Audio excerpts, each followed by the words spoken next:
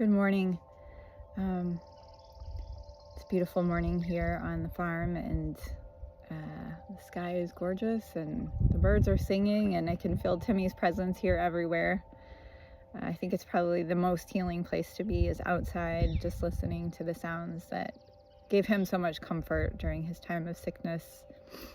I'm kind of feeling moved this morning to speak a little bit more about why I kind of share so openly about his pain journey, and I guess give transparency to the feelings that I had, which sometimes in those days prior to his diagnosis, I felt pretty calloused and numb, calloused. Tim, when he was in the midst of a lot of his pain, before he had a name for it and knew what the diagnosis was, had really kind of hunkered down and tried to deal with it himself. And in that space, it was hard to get close. You know, he pushed away, and over time we both pushed each other away. And I speak about it not because I feel like he needs all of the transparency around his own journey, but he was willing for me to be transparent. And we both, in our marriage vows many years ago, our vow of service through our marriage, through the vehicle of our marriage, was top of mind for both of us. And you know, sometimes that you kind of know what that looks like. We thought we did at the time. Over time, that really shifted and morphed. And when cancer came around,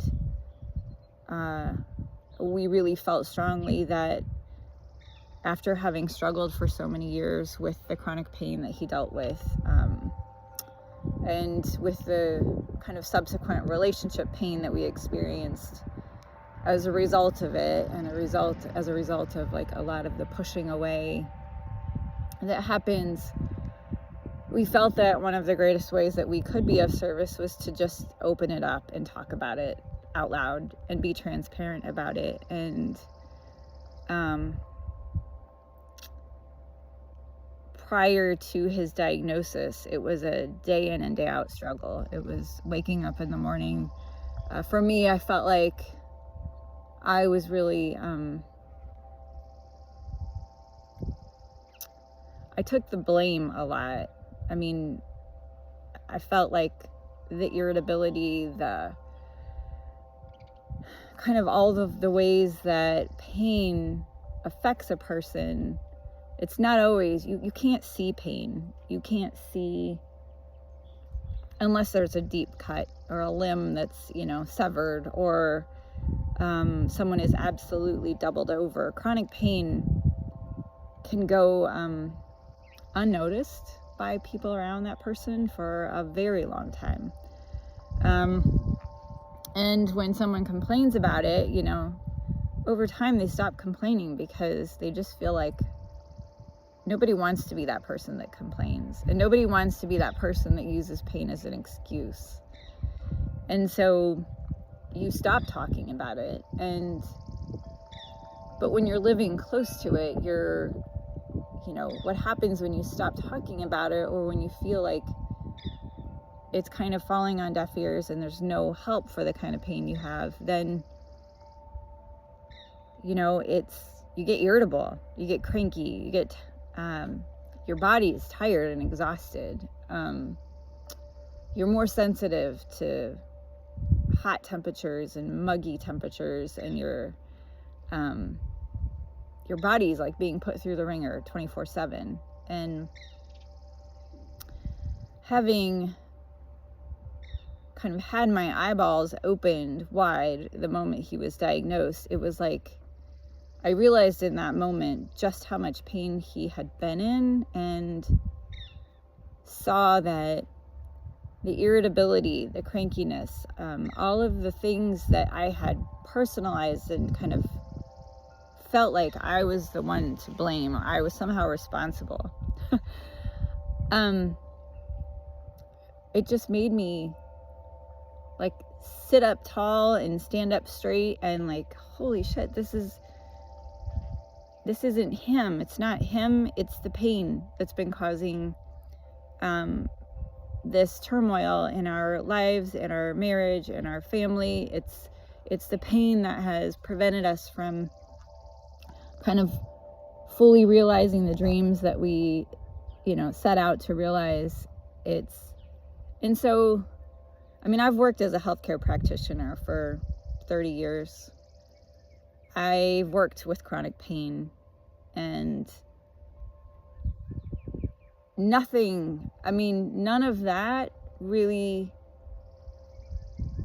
helped me understand in the midst of that chronic pain, like, what the hell was going on. There were days where he would come in and it was just all over his face, but what was on his face didn't necessarily tell me the degree of physical pain he was in. It just told me that he was not satisfied with life. And I thought, well, what the hell are we doing then? Like, if you're not satisfied with life and your life is so miserable, why did we jump through all of these hoops to be where we are and to pursue this life that we're living and to have a farm and do all of the things that we're doing? And, so sometimes I would take to the flipping, pole barn and go out there all by myself in the middle of winter, and the kids were in the house and Tim was in the house, and I just go let out a blood-curdling scream, or many, or in my car, because I took that pain on, but I didn't know what I was taking on. I just took it on and felt it and felt it and felt it, and which was a whole different kind of pain. And once I really realized what was going on and could name it, I could come close to it. And in coming close to it, I just saw so much about what pain is and how pain could be a teacher. And we just both felt really strongly that if any part of this hellacious journey could be useful to anyone else, why not talk about it? So I'm saying this in response to a comment that I received yesterday about, like, wow, you seemed really like inconvenienced by your husband's discomfort, and insensitive to it. And my answer was, yes, I was. Like, I had grown numb to it, because day after day, week after week, month after month, year after year, there wasn't a darn thing I could do to fix it. And over time, it was so silent that it just I wasn't let into it. And that's not a blaming thing. It's that was a self-defense mechanism for my husband. But I'm opening it up and talking about it out loud, because I know we are not the only two people on this planet dealing with this kind of pain. I've served those patients. I've served those couples. I've served those families as an occupational therapist. I've served people as a minister, and it's something really different to give it lip service and then to like actually live through it yourself and realize like the things that we do in response to the pain that people have around us. And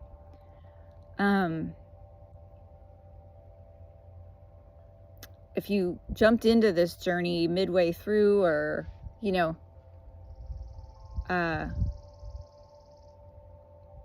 I was completely supportive, but I felt like it was in really understanding all of the reasons why I hadn't been supportive before, and making peace with those and talking those through with Tim and receiving forgiveness, and realizing that there was this entirely beautiful way love could move between us in the midst of pain, and that I could give love to him, and I might not be able to fix the pain, but I could be present to him and show up for him in ways that could make a difference and ease the burden that he was bearing in suffering as much as he did. And that was news to me. Like, that was a revelation like no other for me. And I want that for people. I want for other people who are partnering with people in pain to understand what it is that they're feeling, and to not have to take that burden on themselves, to not have to personalize it. And I learned, sometimes I would feel it, and he learned to say, hey, I'm really sorry, I'm in a lot of pain right now, it's just a bad day, but it's not you. And we were able to kind of have this new dialogue back and forth to make sense of the internal experience he was having and the impact that it would have on me and on us, on our family and on our girls. And he became really open about it in the past 2 years, and open with the girls and apologetic with them, and just really much more willing to explain it. So if I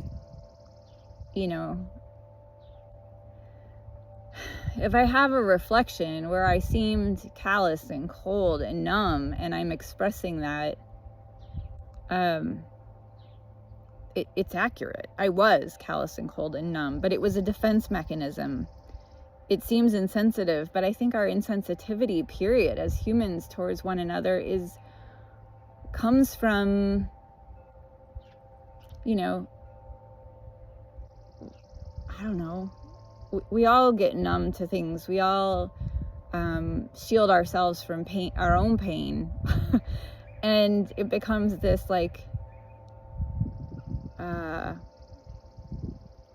just a back and forth of defense mechanisms reacting to defense mechanisms. And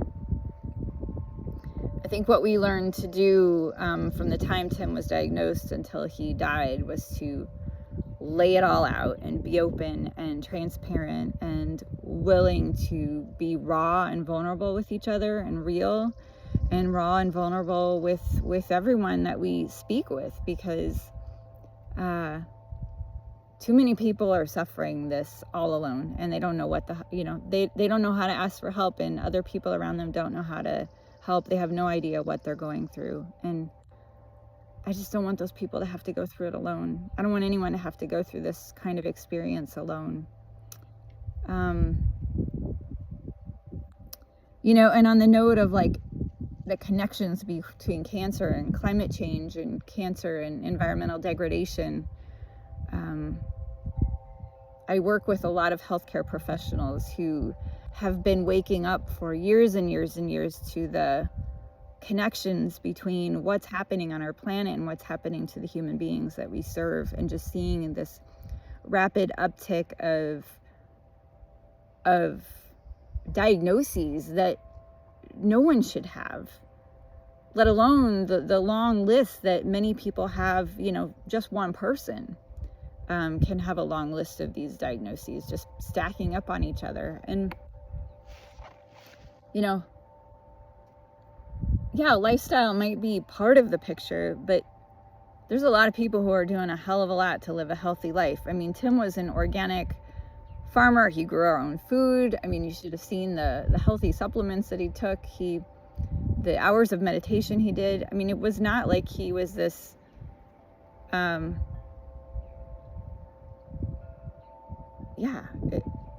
and so